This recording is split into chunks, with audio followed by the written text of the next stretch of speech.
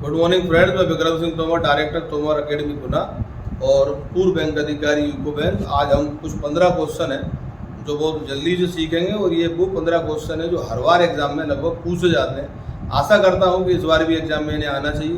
हालांकि मैं कोई भविष्यवक्ता नहीं हूँ कि ये क्वेश्चन आ ही जाएंगे, और लेकिन ये है कि ये one of the best question है। So you should study now. We are going to study. और हम हर एक चैप्टर को पूरा नहीं पढ़ सकते, इसलिए हर एक चैप्टर से कुछ महत्वपूर्ण क्वेश्चन हम उठा करना है। देखिए, पहला क्वेश्चन है दोस्त, which among the following is an organised collection of data about a single entity.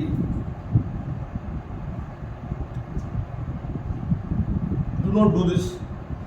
Which among the following is an organised collection of data about a single entity. First option is file, second option database, third option dictionary, fourth option library and fifth none of the above. ठीक है, इसका answer आएगा record. Which among the following is an organized collection of data? एक software होता है DBMS, database management system, उसमें हम record देखते हैं और फील्ड देखते हैं। रिकॉर्ड ऑर्गेनाइज होता है सेक्टर ए, उसके अंदर सेक्टर बी, उसके अंदर सेक्टर सी, उसके अंदर सेक्टर डी। ऐसे समझिए, आप मध्य प्रदेश में रहते हैं, मध्य प्रदेश में आप कहाँ रहते हैं? इंदौर में रहते हैं। इंदौर में आप कहाँ रहते हैं? राजवाड़े पे रहते हैं। राजवाड़े में आप कहाँ रहते हैं? गली नंबर 3 में रहते हैं। गली नंबर 3 में आप कहाँ रहते हैं? शर्मा जी के मकान के पास। पहला पॉइंट आपका क्या हुआ? MP सेक्टर हो गया। दूसरा सेक्टर क्या हुआ? इंदौर। तीसरा क्या हुआ? राजवाड़ा। चौथा क्या हुआ? गली नंबर 3। और पांचवा क्या हुआ? आपका शर्मा जी का मकान। वो आपका पांचवा क्या है? सेक्टर है। और छठवा क्या हो जाएगा? आपका खुद का घर, वो कहलाएगा रिकॉर्ड। तो जब हम सेक्टर टू सेक्टर जाते हैं, या तो हम दो तरीके से सकते हैं, तो डायरेक्ट जा सकते हैं या रैंडम जा सकते हैं। तो जो डाटाबेस मैनेजमेंट सिस्टम होते हैं, वहाँ दो तरह की एक्सेस बताएगी डाटा की।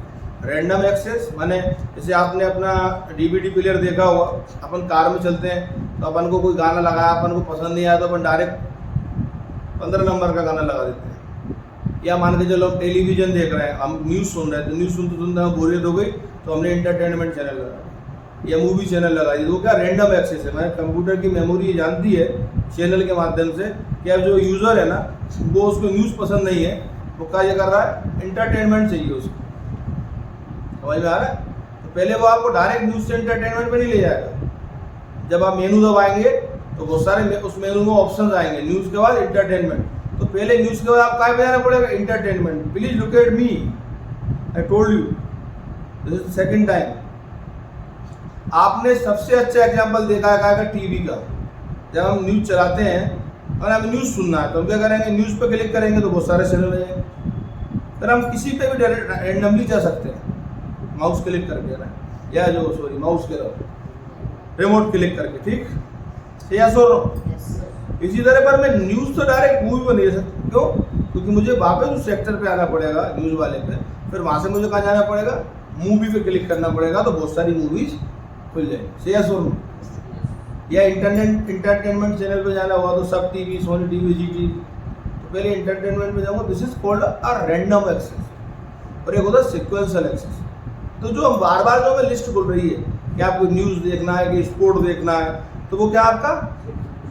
वो सिक्वेंशियल है। ठीक है, और उसके अंदर जब आप जाते हो वो रैंडम होता है।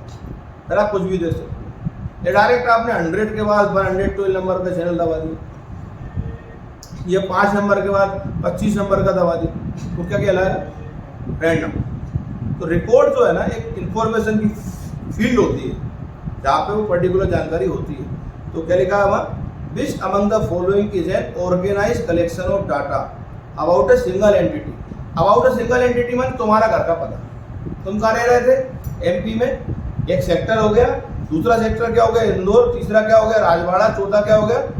गली नंबर 3। पांचवा क्या हो गया? शर्मा जी का। छठवा क्या हो गया? तुम्हारे पापा का नाम या तुम्हारा नाम, माने सिंगल एंटिटी। क्या लिखा है वहाँ? It is an organised collection of data about a single entity. समझ में आ गया? तो the answer is record. Record is an organised collection of data about a single entity. Everyone can teach this because we have the options in answer, but you can not explain. जैसे मैंने आपको जो उदाहरण दिया, जबरदस्त उदाहरण था। 2 उदाहरण दे दिए। विक्रम तोमर इंदौर में रहते हैं तो दे दिया, और विक्रम तोमर अगर न्यूज चैनल के बजाय एक बात याद रखिए, न्यूज चैनल से मैं स्पोर्ट्स चैनल पे नहीं दे सकता।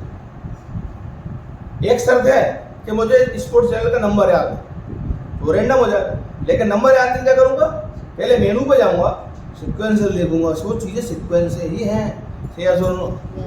Okay my dear friends.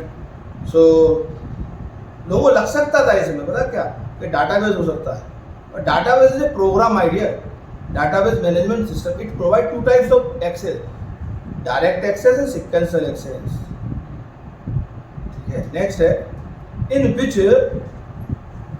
Generation did multi programming start? Third generation 110%। First generation क्या था? Machine language. सेकंड जनरेशन क्या था?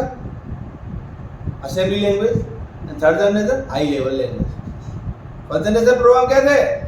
मशीन लैंग्वेज, बेच प्रोसेसिंग चलती थी सब, बेच प्रोसेसिंग आना ही है, बेच प्रोसेसिंग।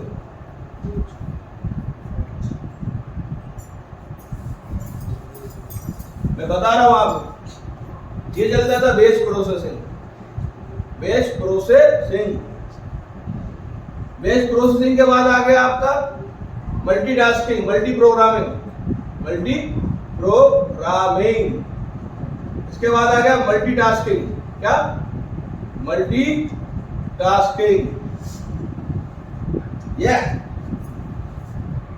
बेच प्रोसेसिंग के समय बहुत बड़े बड़े प्रोग्राम बनाए जाते थे और उनके बेच बनाए जाते थे। 20-20, 25-25 प्रोग्राम का बेच होता था, उसको रन किया जाता था, उसको घंटों लगते थे। बहुत पहले की बात है, लगभग 1935 के आसपास की बात है। बेच प्रोसेसिंग मशीन पे था 01 पे। फिर असेंबलिंग भाषा आई, थोड़ा इंप्रूव हुआ सेकंड जनरेशन में, और अब आ गई फिर थर्ड जनरेशन, कौन सी? High level. और अब आ गई कौन सी? For coding, VB.NET, visual basic. इसका भी कोई तोड़ नहीं। HTML, JavaScript, they all are high level language. Fortran, formula translation, Fortran ये भाषा,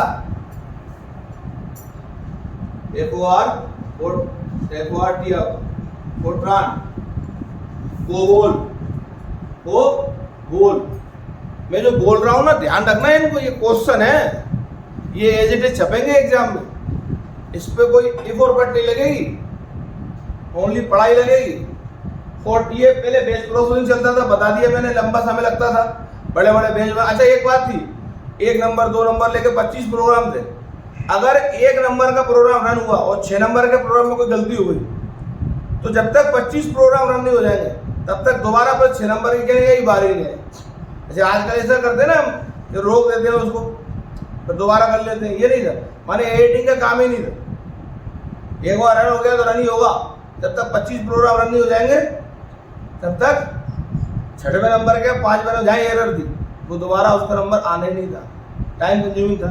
फिर मल्टी प्रोग्रामिंग आ गई, अब मल्टीटास्किंग आ गई, फिर मल्टी प्रोसेसिंग आ गई। ये जो मल्टीटास्किंग है ना, यही मल्टी प्रोसेसिंग है।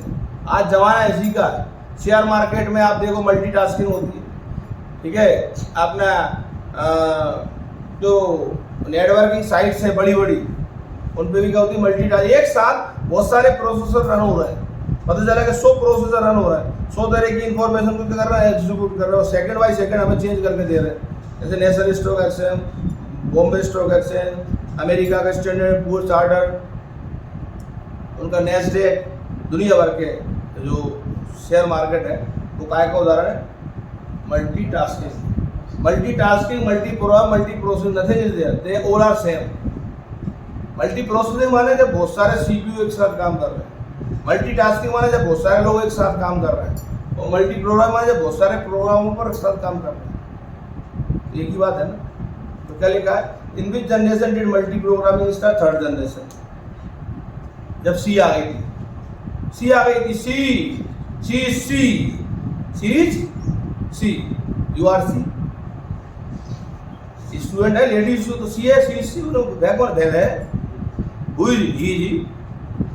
Who are you? I am. तो थर्ड जनरेशन में भाई साहब मल्टी प्रोग्राम स्टार्ट होगा, 4th जनरेशन अभी चल रहा है, इसमें कोडिंग चल रही है।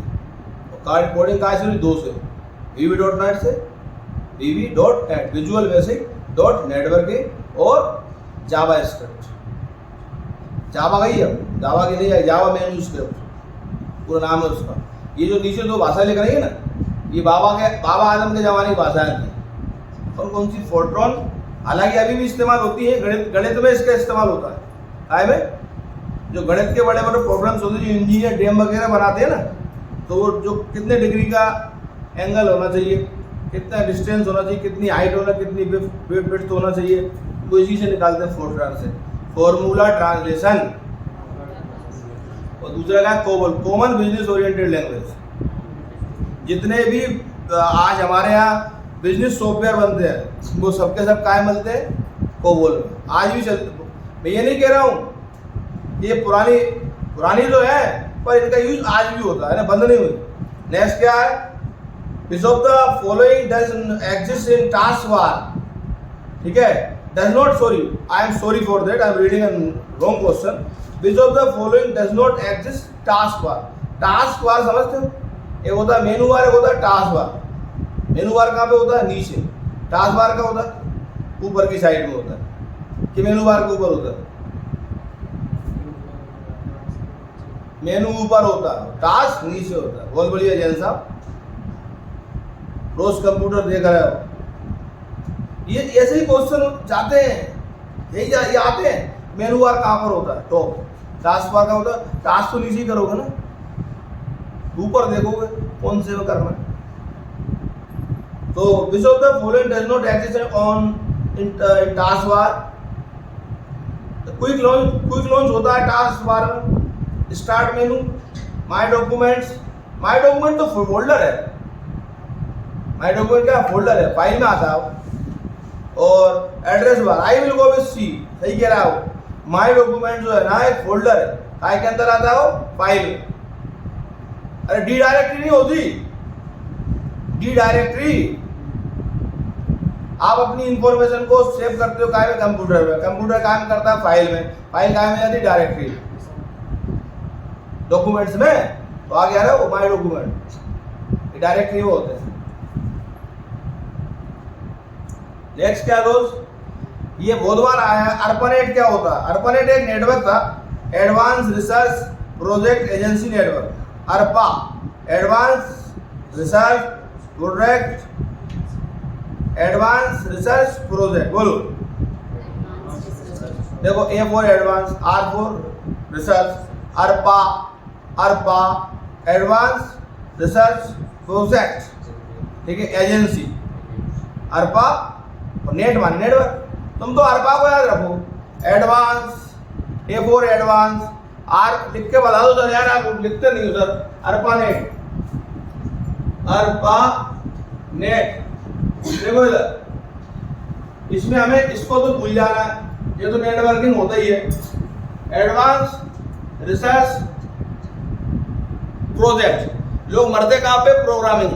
तो कंप्यूटर देखा और उन्होंने बोला प्रोग्रामिंग। 100% सर सही करके आई हूं मैं, बिल्कुल प्रोग्रामिंग लगाई।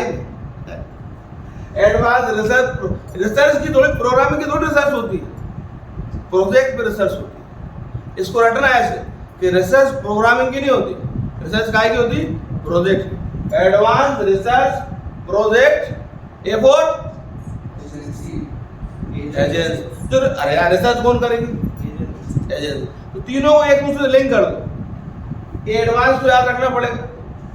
आई बोले तो रिसर्च, बी बोले तो प्रोजेक्ट, ए बोले तो advance research project agency network, जो और आगे के लेवल पे काम करता है। नेक्स्ट है अपना when a real time telephone call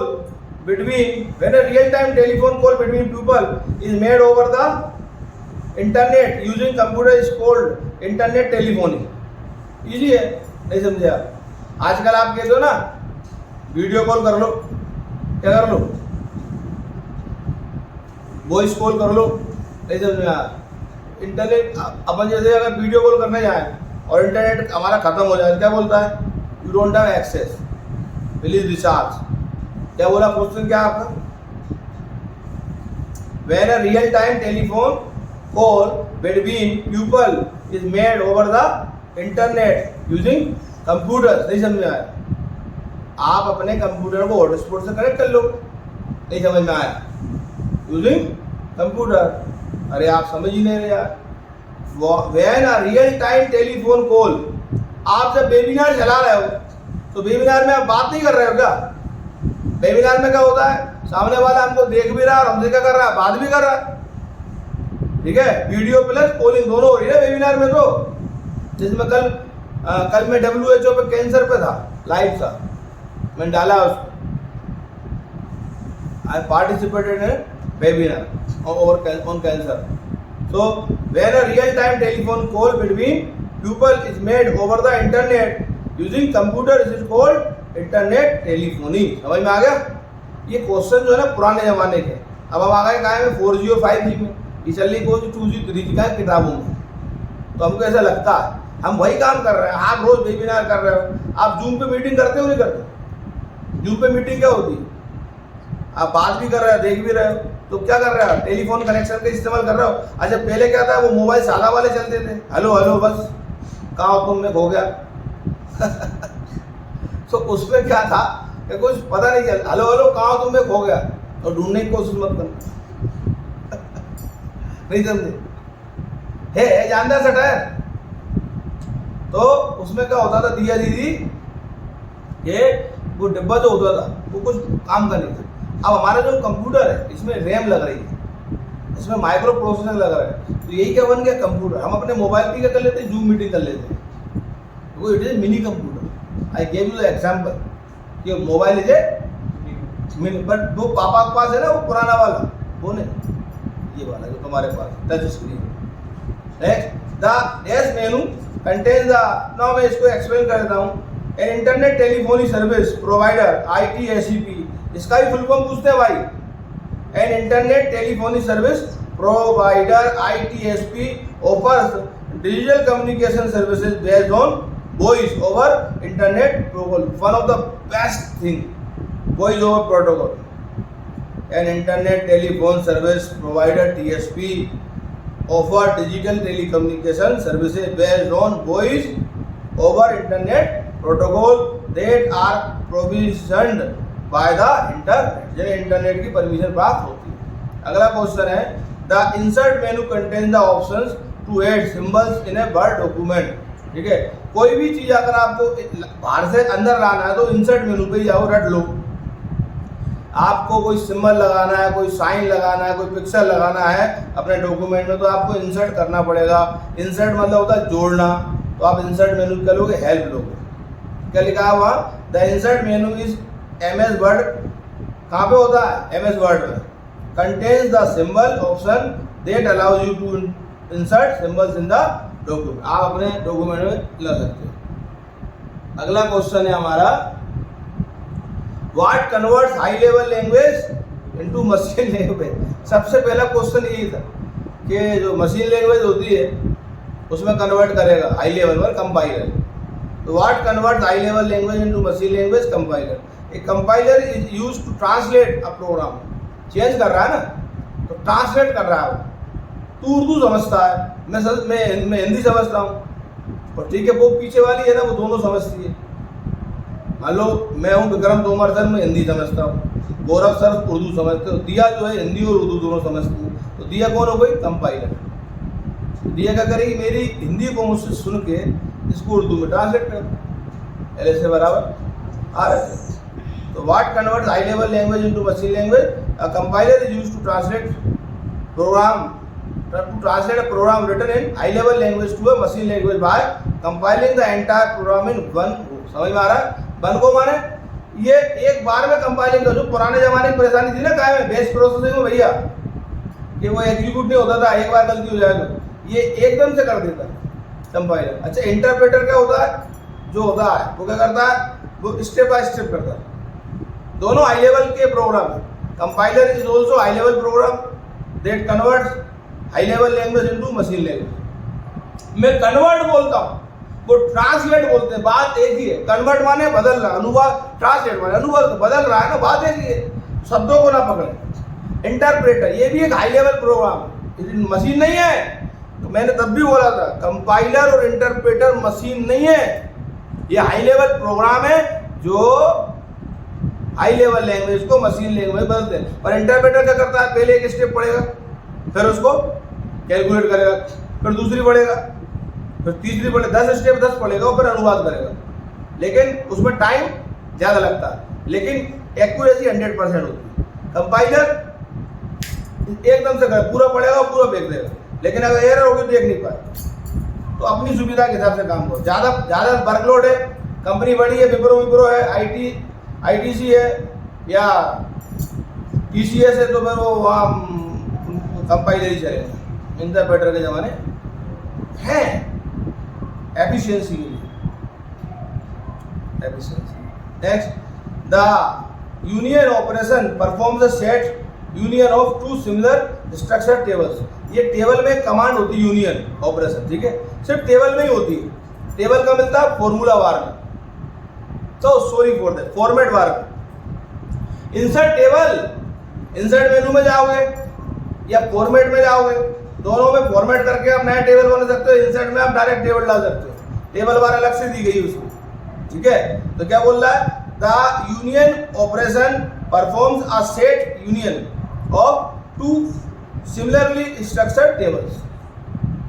4 column 4 रो का टेबल ये था, 4 कॉलम का टेबल ये था, यूनियन करेंगे उनको जोड़ के एक बना देगा। LHS बराबर नहीं समझ पाए, पर जितने ऑनलाइन समझ रहे ध्यान रखना, अगर इसका रो और कॉलम अलग है, नंबर ये 5 रो का और 6 कॉलम का है, और ये 4 रो का और 4 कॉलम का, तो यूनियन नहीं हो पाएगा। सिमिलर प्रॉपर्टी होना चाहिए, number of rose and column इसके और number of rose and column इसके सेम होना चाहिए।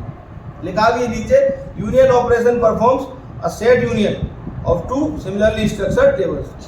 And one more thing is there, a search dash engine is a search tool that uses another search engine data to produce their own results from the internet.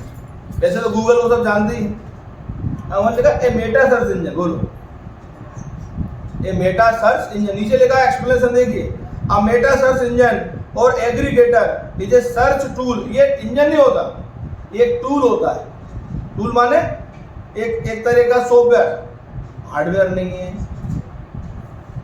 सब software होता है। एक tool होता है, एक software होता है, that uses another search engine data, जो दूसरे सर्च इंजन पर जाएगा, उसका डेटा का करेगा, इस्तेमाल करेगा, to produce their own results from the internet. समझ में आ रहा है, वो गूगल से उठा लेगा, समझ रहे हो, इसकी मदद लेगा गूगल की, और देखा पे देगा अपने उस पर। आगे लिखा meta search engine take input from a user and simultaneously send out queries to third party search engine for resolution. जैसे मान के चलो मैं हूँ, मेरे बेटे का बर्थडे है, और जो हमारा गौरव जो है ये किसी कैटरर को जानता है, तो मैंने यार इससे बोला कि मेरे बेटे का जन्मदिन है, मुझे कैटरिंग की व्यवस्था करवा दो। तो उसने बोला अच्छी अपॉर्चुनिटी है ना, पैसा कमाने का मौका है, तो क्या करेगा, बीच में कमीशन डालेगा। समझ में आ गया? Listen to me what I am saying to, example दे रहा हूँ। ये क्या करते हैं, इन्फॉर्मेशन हमने दी, मेटा सर्च करेंगे इससे गूगल से, गूगल उस ट्रैफिक के बदले में इनको क्या देगा, कमीशन नहीं आया सब। ये सर्च प्रोवाइड कर रहा है किसको, Google. I am giving just an example, third party, बुरा मत मानिए, people don't know you. In a spreadsheet is a dash number you will use in a calculation. Spreadsheet आप जानते हो एक्सेल में होती है। स्प्रेडशीट का जो कलेक्शन होता है, ठीक है, उसको हम बोलते हैं एक्सेल प्रोग्राम। तो हर एक स्प्रेडशीट में रो और कॉलम होते हैं, हर रो कॉलम में एक जगह होती है चौखाना, जैसे हम बोलते हैं सेल। हर एक सेल का होता है सेल एड्रेस, और उस सेल एड्रेस में हम जो न्यूमेरिकल वैल्यू भरते हैं उसे हम क्या बोलते हैं, वैल्यू। लिखा है वहाँ, in a spreadsheet a value is a number you will use in calculation. तो उसने क्वेश्चन पूछा था, in a spreadsheet data is a number you will use in calculation में हम ऐसे नंबर का इस्तेमाल करते हैं, न्यूमेरिकल वैल्यूज, तो उसको बोलते हैं वैल्यू। हालांकि वो होती सेल में ही है, मान लो एक 2 रो है और 2 कॉलम है, तो कई सारे सेल बन जाएंगे। किसी भी एक सेल में जो वैल्यू भरी होती है, न्यूमेरिकल वैल्यू, वो वैल्यू कहलाती है, उसका यूज करते हैं मैथमेटिकल कैलकुलेशन के लिए। If you want to insert a chart to your slide, then go to, मैंने अभी बोला था हम कोई भी चीज इंसर्ट करना है तो कहाँ जाएंगे, चार्ट पे जाएंगे, insert chart. What is the named area और a disk that is used to store related sub folders, file folder के अंदर सब फोल्डर्स होते हैं। What is a named area, उस एरिया का क्या नाम है, और अ डिस्क, डिस्क माने फ्लॉपी डिस्क भी हो सकती है और हार्ड डिस्क भी हो सकती है, that is used to store related sub folders and files, जहां हम रिलेटेड सब फोल्डर्स को, फाइल को रखते हैं वो कहलाता है folder. A folder is a virtual location where programs, files and other folders can be located. Virtual memory है। Only 3 questions are there. We are going very fast. Which of the following are 2 basic types of record access? तो मैंने अभी बताया था sequential access और random access. ये DBMS में होता है। The terms random access and sequential access are often used to describe data files. A random access data file enables you to read or write information anywhere in the file. In a sequential access file, you can only read and write information sequentially starting from the beginning of the file. जैसे मैंने बोला था कि sector A, फिर sector B, फिर sector C, फिर sector D, फिर sector E, 1, 2, 3, 4, 5, 6, 7. Next, which of the following command is required to restart the computer? याद रखना, कभी आपका लैपटॉप हैंग हो रहा हो, कभी आपका कंप्यूटर हैंग हो रहा हो, तो हम control plus alter plus delete कर देते हैं। तो control plus alter plus delete करते हैं तो हो जाता है रीस्टार्ट। क्या हो जाता है, आप पहले बंद नहीं होगा, चालू पहले बंद होगा फिर अपने आप चालू हो जाए। इससे क्या होता है, हम चाहते हैं रिफ्रेश हो जाए। कई बार हम F5 दबाते हैं रिफ्रेश के लिए। कई बार पूछता है कि कंप्यूटर को रिफ्रेश करने के लिए कौन सी की दबाई जाती है। कंप्यूटर में 12 फंक्शन की होती है, इसमें 2 बहुत इंपॉर्टेंट रट लेना। एक तो F5 जो रिफ्रेश करने का काम आती है और एक F7 जो स्पेलिंग मिस्टेक को काम आती है। याद रखें। और एक F11 हाइपरलिंक डालने का काम आती है। अगर आप वेब पेज पे काम कर रहे हैं, कोडिंग का काम कर रहे हैं, आप मान के चलो मैंने मेरा देश भारत महान, इस पे निबंध लिखा, बार बार भारत आ रहा है, तो मैं उन भारत पे क्या करूंगा, हाइपरलिंक दे दूंगा, तो उस पर एक एन टाइप की इस तरह पोजीशन आ जाएगी। जैसे इस पे आप कर्सर रखूंगा तो मुझे उस पेज के अंदर ले जाए, तो भारत के बारे में जितनी भी जानकारी हुई वो मुझे खुल जाएगी। तो F1 छोड़ो, F5 क्या था रिफ्रेश के लिए, F7 स्पेलिंग मिस्टेक के लिए, और F11 सुनो हाइपरलिंक की एक शॉर्टकट वो बता रहा हूँ, कंट्रोल प्लस के। सर आपको इतनी जोर से कैसे याद है? मेरे भाई इसके लिए पढ़ के नहीं आया मैं बैंक पीओ था, और बैंक पीओ मतलब बैंक मैनेजर स्केल 2 बना था मैं, पहले प्रमोशन के बाद 2 हो गया था, लेकिन मेरे भैया मेहनत करना पड़ी थी, बहुत मेहनत करना, तभी क्या याद है। तो कंट्रोल प्लस के अगर लगाते हैं तो वो भी हाइपर, पर आपके साधारण वर्ड वाले डॉक्यूमेंट में नहीं खुलेगी। ये कब होता है, जब हम वेब पेज को क्रिएट कर रहे हो। अरे टाइम्स ऑफ इंडिया है यार, हिंदुस्तान टाइम्स, हिंदू भारत है, दैनिक भास्कर है, अमर उजाला है, ये अखबार चाहते नहीं चाहते, उस पर हाइपर लिंक देते हैं, यदि क्लिक करते हैं तो अंदर ले जाता है। कितने लोग समझ रहे हैं? 6 नो। तो दिस इज जो हाइपर लिंक है कंट्रोल प्लस के F11, ये कब आता है, जब वेब पेज को HTML में जाके कोडिंग करते हैं।